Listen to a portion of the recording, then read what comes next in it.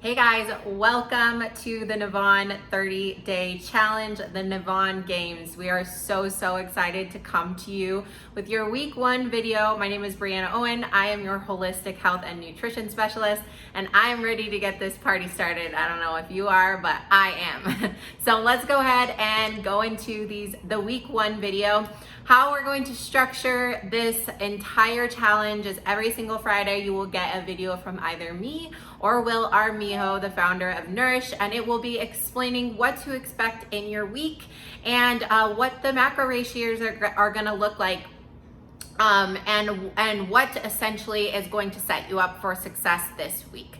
So I wanted to go ahead and just get you guys off on the right foot, and we're gonna just go straight into the week 1 theme, which is metabolism boosting. So week 1, like I just said, is going to be all focused on your metabolism. Why is this so important? Well, because the metabolism is everything. Whether you're in any of the 3 goals, it does not matter. You want to have a strong, healthy, and robust metabolism. The metabolism drives everything that you do.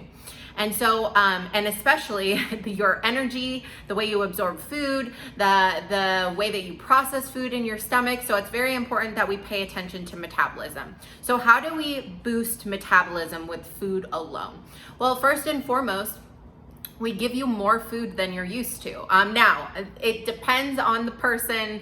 If you're used to eating a lot versus not used to eating, eating in smaller amounts, this week might be one of those weeks where you take a look at your macros and you're like, whoa, that's a lot of food. Or you start to eat your macros and get a hang of getting that plus or minus 5 and you're like, this is a ton of food. That's normal. If you also notice that, okay, I actually am eating a lot less food, Brianna gave me a lot less food than I normally eat. That is also normal. It is okay. One thing I like to always preface this entire journey with is that you cannot compare your journey to someone else's. Everyone's metabolism is different. Everyone is bio-individual. You're gonna hear me say that word a lot. That just means that we're all different and all of our metabolisms work differently. So the first week, most of you guys are gonna notice that your intake is high, or relatively high considering what you are normally eating. That is the feedback that we get from people, is that a lot of people notice that their food intake, they might be under eating on a normal basis and need to eat more food. So I wanna real quickly go into what's called metabolic adaptation.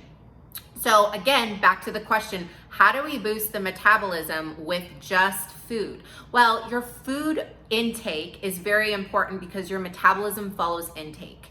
And this is called metabolic adaptation. When you under-consume food for a very long period of time or have an inconsistent intake, what can end up happening is your metabolism can go down. So low food, low metabolism. In the opposite direction, it also works very well. When you are eating high amounts of nutrient-dense, that's the key, nutrient-dense anti-inflammatory foods, your metabolism can go up. Now this happens over a period of time, but what you'll notice during the first week, even if you start to feel really full the first couple of days you're tracking your macros, what you'll quickly realize is that over the couple of days that you are tracking, your metabolism will start to regulate and you will notice that you're not as full. Now, come next Thursday when you submit your survey, if you were extremely full or very starving or just right smack dab in the middle, you will let us know. And I will adjust your intake in accordance, okay, with that result of what you guys ended up experiencing. The first week, I want you to really think of setting the base. We are setting a baseline for your metabolism, meaning that I don't know, I know obviously your stats, I know your height, I know your weight, I know all those things, but that doesn't give me all the information I need to make a really detailed and customized understanding of what's gonna happen week 2, 3, and 4. So the first week, we set a metabolic base, right? This metabolic base helps me decide, okay, does this person's calories need to go up or do they need to go down? It's that simple. So make sure that you are paying attention to getting that plus or minus 5 now. Don't get frustrated learning something new, coming into something uncomfortable like this. It's going to be challenging at first. That is completely normal. If you are noticing that you're not getting plus or minus 5 right away, just practice. And one of the biggest tips that I can give everyone in this Navan Games Challenge is to be patient with yourself. Give yourself some grace and pre-plan your meals. And this will keep you from being at the end of the day. If you're plugging as you're going throughout the day, that is not what I suggest as you start to learn. Because what will end up happening is you'll be plugging, and at the end of the day, if you're not eating enough throughout the beginning of the day, the end of the day, you could have like 100 grams of carbs left, or 80 grams of protein, or 50 grams of fat, and you're like, I can't eat 600 to 800 calories in one meal, and then you get frustrated and you're like, what did I do wrong? Pre-plan your day. And the night before you go to, maybe you're laying down in bed or whatever it may be, take the 5 to 10 minutes to just play around with your macros, plug the foods in that you're going to eat tomorrow, and this will enable you to basically hit what we call unicorn status when you get the zeros across the board and you zero out for all your macros, okay? So again, give yourself some grace, be kind, you're learning something new, but do dedicate yourself to this portion of the program, because the first week is probably the most important week of the program, because that is where all the learning happens, okay? So let's go into the food list. This is my favorite topic. I love talking about this food list. Okay, so when I first created this food list, and this was a while back, but we started implementing these types of foods, the anti-inflammatory foods, into, I don't know why I did that, they are anti-inflammatory. When we started incorporating these foods into our programming, the results that we got were just second to none. They were amazing. Before, and this was years ago, when we had we had these macro challenges, and we started to essentially put these into play and into motion, but we didn't have a food list. And once I made the food list and helped people understand the importance of anti-inflammatory foods, which many of you guys know, our results skyrocketed, okay? So this food list is optional. I want you to really, really understand that, and I'm going to repeat it again. The food list is optional, but it is highly recommended. I recommend this if you do not do anything else in the challenge, even if you're not exercising. Obviously, we want you to move as much as possible, but you don't have to exercise in order to get results from this challenge. But if you don't do anything else, follow the food list. The food list provides you with high fiber foods. They're all whole foods that are grown from the earth, which are the foods that should comprise a majority of your diet every single day. None of them are processed, and the elimination of gluten and dairy and we eliminate gluten and dairy and take those off of the list, okay? Why is that important? Because I'll tell you right now, even if you don't have an allergy to gluten, or you don't think that you have an allergy to gluten or dairy, or you feel like you feel fine on them, you will never know unless you take them out. I'm telling you that right now. At some point in your life, you're going to have to remove those foods to add them back in to see if they cause an issue.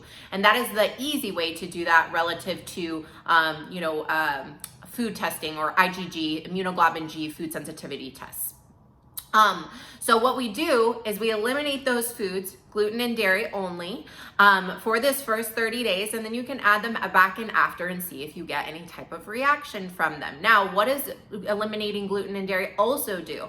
Well, even if you don't have a sensitivity to gluten and dairy, they are inflammatory foods. Okay, it is because of the way that gluten is processed, or lack thereof in processing here in the United States. It's not fermented. We do everything fast and, spin things out, and everything's for profit. We do not take the time to ferment the wheat and actually take time in making the bread. It's all just quick. Also, a majority of wheat in the United States is sprayed with glyphosate, which is a carcinogen, which causes toxicity in the body, in the liver, and can lead to a bunch of health issues, okay? So we are eliminating wheat. All glutinous products are coming out if you're following the food list, and also eliminating dairy, all dairy, whey protein, any supplement that has dairy in it, cheese, all of just anything that is dairy that comes from a cow, you are eliminating out as well if you're choosing to follow the food list.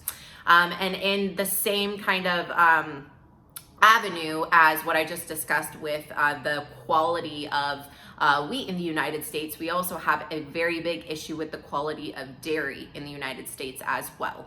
I will tell you right now, 9 times out of 10, I will run a food sensitivity test on people and they will have a high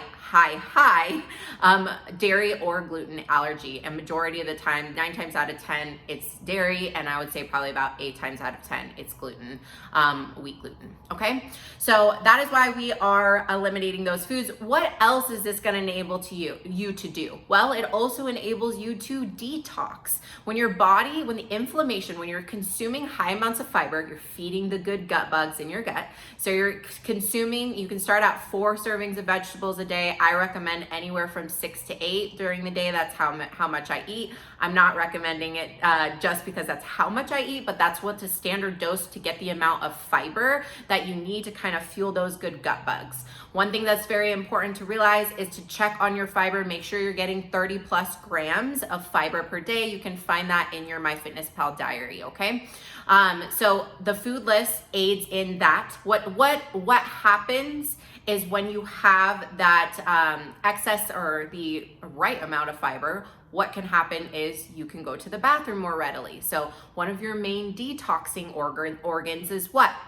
Your bowels, right? We excrete toxins, we excrete anything that our body does not need through our bowels. If you're not going to the bathroom every day, a lot of the times the reason is because of lack of fiber, or there's an underlying issue, which we will get into identifying stuff like that down the road, okay? So in addition to providing your fiber providing your gut with the fuel that it needs with the fiber, feeding those good gut soldiers, we're also enabling your body to go through a phase 1 and phase 2 liver detoxification more easily. Why? Well, because the ratios are pretty balanced this week, but we're giving you a good amount of protein, which protein is essential for detoxification in the liver, amino acids are. And we're also enabling you to have a balanced amount of carbs and fats. Your ratios are pretty balanced this week. I'll go over the ones each week in week 2, week 3, and then week 4, you guys will come and you'll see Will jump on here and talk to you guys and wrap everything up for you. So in addition to the food list enabling the fiber and the detoxification, what also it enables is the reduction of inflammation overall. Well, why? Because you're eating the foods that you're supposed to be eating. We as humans, we're supposed to be eating foods that grow from the earth. That is just, I want you to find someone, literally, find someone that can argue with me on that. I know all of you guys are probably like, yeah, that's common sense. But we've kind of fallen very far away from this, eating those foods that are essentially rich in fiber, rich in phytochemicals, rich in nutrients, rich in vitamins and minerals, right? So it's very, very important that we add those things in because they help reduce inflammation and they help kind of oil up this beautiful machine that we have that we call our body, right? So that is all I got for you guys today. We will go into a lot more fun stuff throughout the week. I will be jumping on a live tomorrow as well, or sorry, not tomorrow, Saturday. Oh yeah, it will be tomorrow. So I will be jumping on a live tomorrow. On Saturday, and I will be going over the importance of the week, answering questions Q&A style, and just helping you guys get the structure of how these next 30 days are going to go in the Navan games.